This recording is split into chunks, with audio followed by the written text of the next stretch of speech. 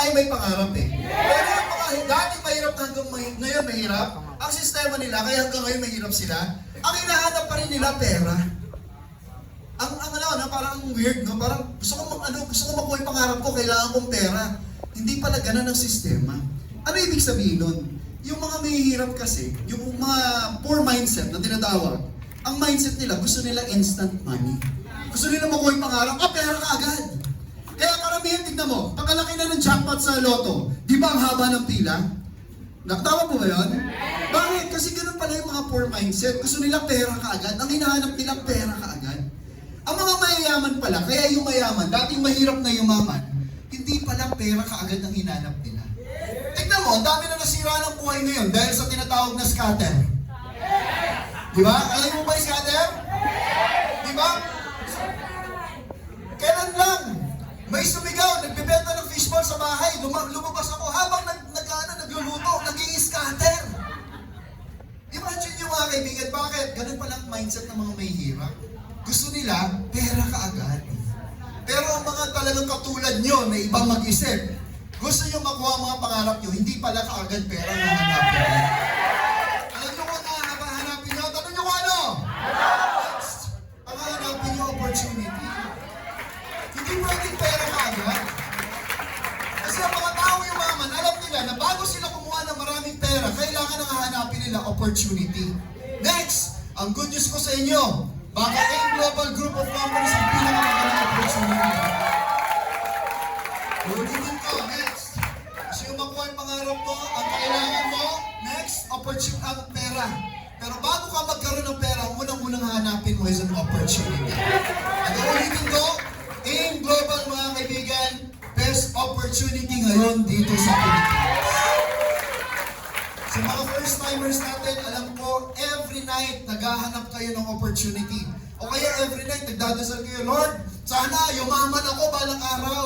Hindi naman pagkadilat mo na mata, may kita mo sa katutak na pera sa harapan mo. Tama? Hindi ganun ang sistema. Ang sistema niyan, mga kaibigan, hindi naman pag nagdasal ka, Lord, nagugutom ako, gusto kong mangga. Pagkabukas mo ng mata, may isang kain ng mangga sa harapan mo, hindi po. God uses an instrument. Instrumento. Parang halimbawa, gusto mo ng mangga, hindi mo makikita yan, isang kain ng mangga pagkadilat mo. Malamang habang naglalakad ka, may makikita ka buto. Pag nakita mo yung buto, anong gagawin mo? Paghihirapan mo yun. Parang sa opportunity, parang sa pangarap natin. Pag nagdasal ka, Lord, gusto ko ng opportunity, hindi naman pagdilat mo pera yan eh. Ang makikita mo, instrumento. Yung mga guests natin, baka yung instrumentong ginagamit ng Diyos, yung taong nag-invite sa inyo. Yung taong nag-invite, na pinakita itong opportunity, na ang gagawin mo lang, pagtatrabahuhan mo, paghihirapan mo. Ang pagyaman hindi po madali, mahirap yun, pero may sistema. Gagayahin mo na lang. At kung may opportunity katulad ng AIM Global, na ang daming na mayaman, definitely kung ano nangyari sa nila, pwedeng mangyari din po sa inyo. Alright, so next. Hindi na yan. Next. Hindi ko pa na ulit yan. For 19 years, ulitin ko, 19 years. Sabi niyo po, 19 years. Ganun na po ka-stable ang ating company. We've been creating millionaires for 19 years. 21,000 na higit na milyonaryo na po. Hindi lang sa Pilipinas, sa buong mundo. Ang dami ko na po napuntahang bansa. Pag ako pumunta ng Africa, every week, iba-ibang bansa pinupuntahan ko. Pero bawat bansa na yun, ang daming nagbago ang buhay dahil sa AIM Global. Sa Nigeria pa lang, pinakaunang bansa na binuksan ng AIM Global outside the Philippines. Ngayon, meron tayong 8 branches doon. Ang top earner doon, ang pangalan Michael Okoli, dating banker. Nagtatrabaho sa bangko, magandang trabaho. Kinalimutan ang pagiging banker niya. Ngayon, siya ang number 1. Magugulat kayo, hindi Pilipino yon. Pero ang average income ni Michael Okoli is ranging 4 million to 5 million pesos every month. Hindi po Pilipino yon. Isa pong Nigerian. Pero ganun kalaki kinikita. Ano ibig sabihin? Napakaswerte nyo kasi yung mismong chairman ng AIM Global nakakasama nyo.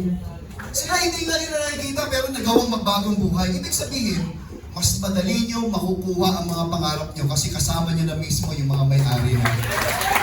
Next. 100% legal. Kung may nagtatanong dito, kung may nag-challenge dito kung scam to hindi, kaya namin provide ang legalities. We are 100% legal. Ulitin ko, kung sinasabi nila na scam ang AIM Global, hindi po dahil sa company yun.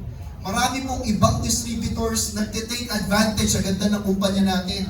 Marami nagjo-join na talagang pinanganak na scammer. Nangi-scam ng tao, pero that doesn't mean na ang ating company is a scam. Merong mga iba lang talaga na gumagawa nun. Pero napakagandang sistema ng UDT. Napakaganda kayo. 100% legal po tayo. Next. Ayan. Kung pag-uusapan natin ng legalities, we are ranked 12 noong 2012. Top contributor ng buwis ng tax. Ano ibig sabihin nun? Kung malakas ka magbayad ng taxes, sobrang laki ng kinikita mo. At tayo po ang number 12 sa buong Pilipinas. Next. Siyempre, alam naman po natin kung bakit napakaganda ng ating produkto, kung bakit tayo number 1. Because of our products. Effective na effective po yan. Next. We have lucrative marketing plan. Unlike other companies, ang marketing plan nila hindi nagbabago. Ang marketing plan natin, depende yan sa ekonomiya. Kung anong pangangailangan ng ekonomiya, binabago at ini-improve ng ating company yan. Bakit? Napaka-adaptable ng ating mga may-ari. Sobrang galing mag-isip. And that's what separates our company from other companies. Kasi isa hindi lang nag-iisip eh. Yung mga ibang kumpanya, yung mga ibang may-ari, wala namang alam about network marketing. Yung tatlong may-ari natin, sobrang galing ng mga networkers. Kaya alam nila kung anong gagawin. Katulad yan, double direct referral, can you imagine? Yung 500 mo, magiging 1,000 hanggang June 30. So, ang daming mga pwedeng improvements na pwedeng gawin. And I believe, marami pang divisions na bubuksan na pwede nyo ma-avail. Alright? Ang pinakasusunod na division natin is yung tinatawag na red. Sabi nyo nga po, red. Riders Economy. Imagine nyo, magiging operator kayo. Alam niyo po ba yung Move It? Yes. Ano pa iba? Joyride. Angkas. Parang ikaw magiging operator ng ganung kumpanya. Na pagka meron ka mga downline sa ilalim mo na gusto maging rider, every time na may customer sila, may kliyente sila, meron kang kikitain na commission doon na wala kang ginagawa. Yun yung mga pwedeng mangyari sa ating company. Next. The reason kung bakit number 1 tayo, we have transformational trainings. From time to time, nagkakaroon tayo ng training. Just last Friday, tinext ko si Upline Rafi nyo. Meron akong Zoom training na pwedeng i-cater lahat ng mga international distributors natin. Ang umattend sa training ko last Friday via Zoom, may get bali 14 countries kung saan maraming mga distributors na nag-join. This coming Friday, bukas, 9 p.m., meron naman ako training, French-speaking countries naman. Hindi ako marunong French, pero meron akong interpreter. So, ibig sabihin, hindi mo nawawala ang trainings. Kasi alam naman natin, mga kaibigan, na hindi porke nag-join ka, yayaman ka. Ibig sabihin dito, kailangan maging sobrang galing mo. Kung sino man yung mga sobrang galing, kung sino yung pinaka-valuable na networker, yun yung kumikita ng sobrang laki. And malalaman mo yan, pag ikaw attend ng training. Yung mga bago dito, baka isipin nyo, maganda yan kaya lang hindi ko kaya magsalita. Mahihain ako. Tandaan nyo mga kaibigan, halos lahat ng yumaman dito, dating walang alam sa network marketing. Pero ang maganda dito, nagkakaroon kami ng training, libre, walang binabayad. Sino dito nagbayad ng ngayon, ng training dito? Alam niyo po ba kung magkano bayad dito sa venue na to? Wala po kayong binayaran, ang nagbayad po niyan company, no? Wow! Kasi alam namin kung gaano ka-importante ang trainings. Ang maganda dito, hindi ka lang basta-basta mag-join para kumita ng pera. I-mold namin kayo into becoming a very, very good leader. Na magagamit mo yun, madidevelop mo yung sarili mo. Kung dati mahihayin ka, magiging sobrang kapal na ng mukha mo. Tignan mo yung katabi mo. Anong itsura niyan? Manipis o makapal?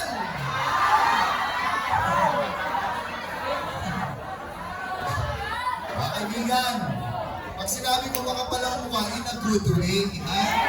Mayroong makapal ang mukha na hindi magandang makapal ang mukha eh. Dito lang sa AIM Global na pagka sinabihan ka na makapal ang mukha, matutuwa pa.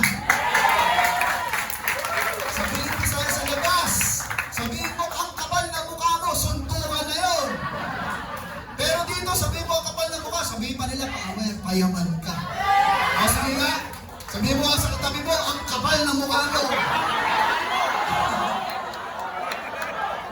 Diba?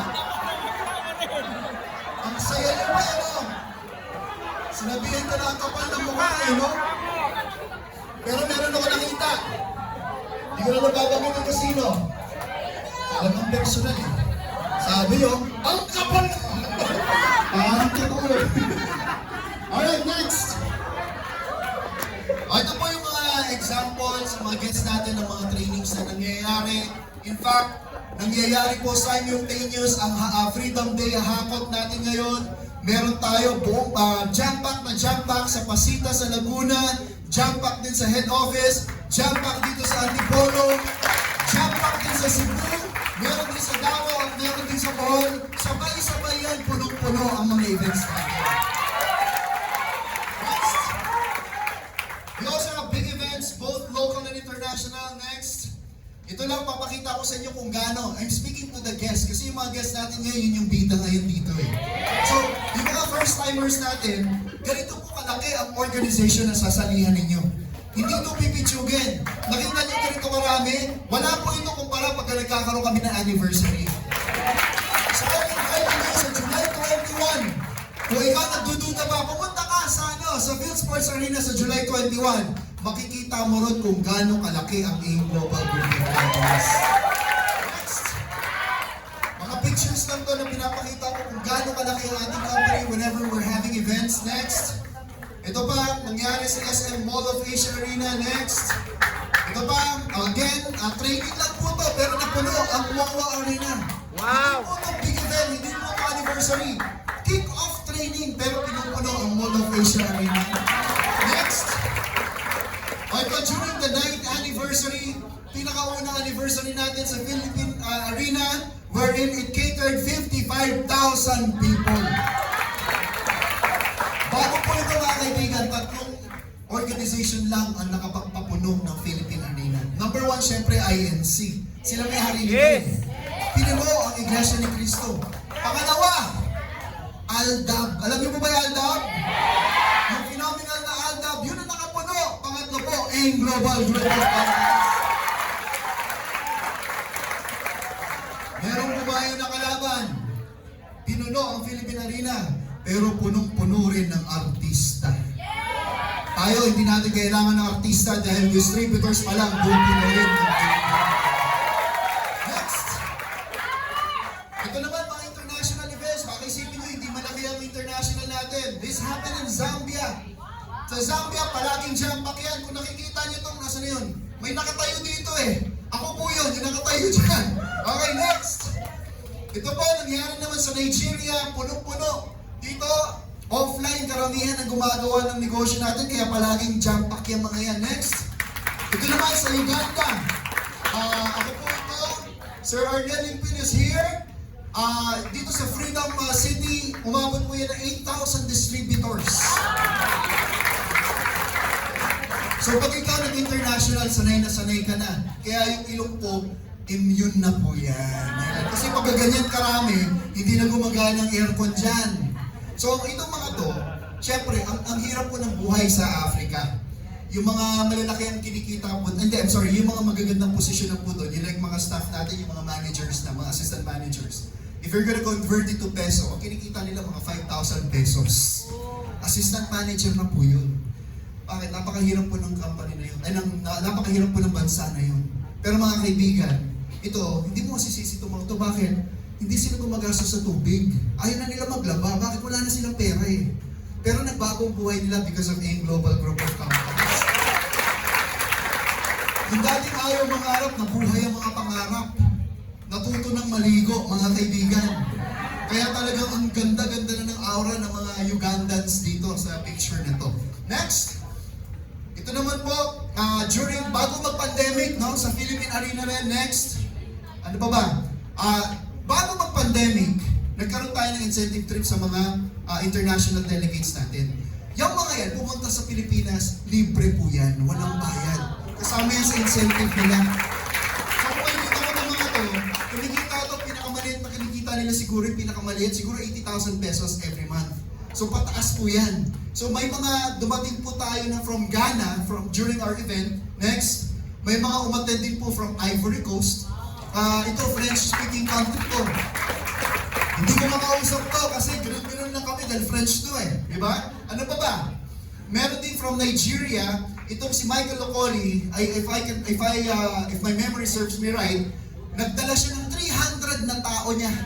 Na kahit hindi pa sagot, hindi nakapag-travel, sinagot niya lahat yung 300 pumunta dito sa akin. Lesotho. Hindi ko alam na may bansang katulad na pangalan, Lesotho. Pero yung mga taga Lesotho, alam na merong AIM Global Group of Companies. Next. Meron din from Cameroon. Next. Ayan, ganun po kalaki ang ating company. Itong mga to, yan o diba, parang dito nakita mo na buhay yung pangarap nila eh. Dahil nalaman nila na pwede pa pala sila mangarap dahil nakita nila, nakilala nila AIM Global Group of Companies. Ito, taga Malawi. Ano ba, next? Ito, Burkina Faso. Another French-speaking country. Next. Imagine nyo, ito po yung mga nagbago ang buhay ng ating company. Rwanda, napakagandang bansa. Akala natin sa Africa sobrang init. Tama po ba? Itong mga bansang ito, napakalamig dyan. Isa sa mga pinakapaborito kong bansa na puntahan dahil napakalinis at napakalamig dyan sa Rwanda. So, next. Ito from Senegal. Kakabukas lang din ang ating office dyan. Next. We also have, this is in Zambia. Next. Ito from Congo. Kabubukas lang ng ating Congo office.